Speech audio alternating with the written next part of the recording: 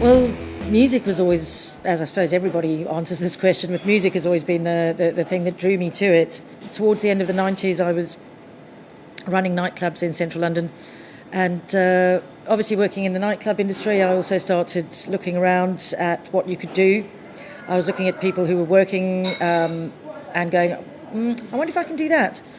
So in order to get out of it, I started looking around for courses to do, and I spent a lot of time this was kind of it wasn't pre-internet, but it was certainly pre-Google.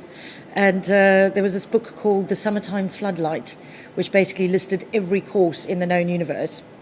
And I spent weeks paging, marking up things that interested me. And I found that every single thing that I'd marked had something to do with music.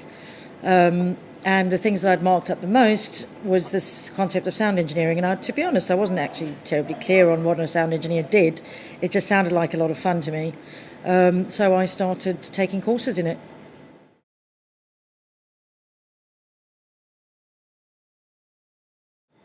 Well, I'd come from a clubbing background. I have to say I'm a little raver at heart.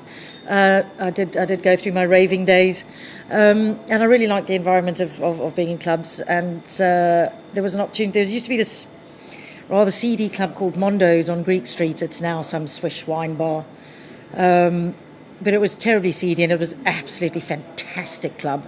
And it would only get busy at 1 o'clock in the morning, and it would be rammed until 3 o'clock in the morning. And that was my baby, and it was there that I started meeting sound engineers and DJs and people that I thought, well, I could probably move into that world instead of the money counting world. I've never liked counting beans. It's not what life is about. The old saying, I can actually organise a piss up in a brewery, and there I basically had a brewery at my fingertips, and I could organise a piss up. So it was absolutely fantastic. We had a great time. Had a great relationship with staff, with our punters, and did that for probably a year and a half. I think was Mondo's. Formative period of my life as well, but it's also not something you can sustain forever, because that 5 o'clock in the morning thing is quite hectic. Not, of course, that I didn't realise that I was going to end up working till 5 o'clock in the morning again as soon as I got into live sound.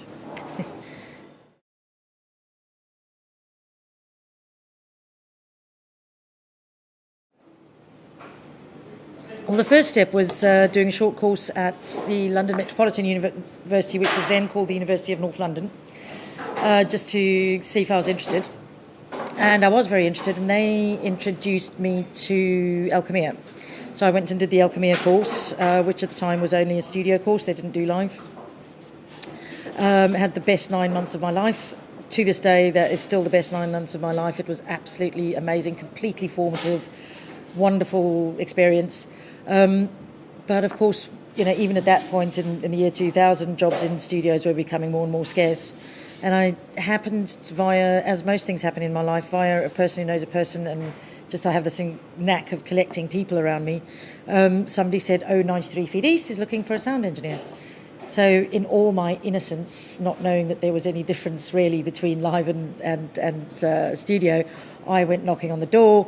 And it happened at the time to be, the head engineer at the time happened to be a chap called Paul Epworth, who of course now is a super famous producer. And he needed an assistant, and it just took months to get it authorised for me to actually start working there. But I finally, after 6 months of having the first conversation, started working there, and suddenly went, oh yes, this feedback stuff. Not sure I really know what to do about that. So I kind of wish there'd been a course or some kind of, place to go to learn about these things, but there wasn't really that I knew of, or certainly nothing that I could afford. And so I was kind of between Paul Epworth showing me some stuff and me being left to my own devices. I kind of learnt and fell in love. I fell in love with live a long time ago, and I never clearly understood, but after I started working in the live environment, 2 people subsequently reminded me of the times that I had said in an audience and looking at a stage going, I want to be one of those people on the stage, pointing at a stagehand or a monitor engineer. I don't know who I was pointing at the time, because I had no idea what they were doing, but I just knew that I wanted to be one of those people running around the stage. That was just, and I'd forgotten that I'd said that. And once I did start working in live, two people actually said, "Oh yeah, but you've always wanted to do that." I thought, did I? And yes, thinking about it, I actually had. So yeah, the transition was accidental, really, but a great transition. I've never regretted it at all.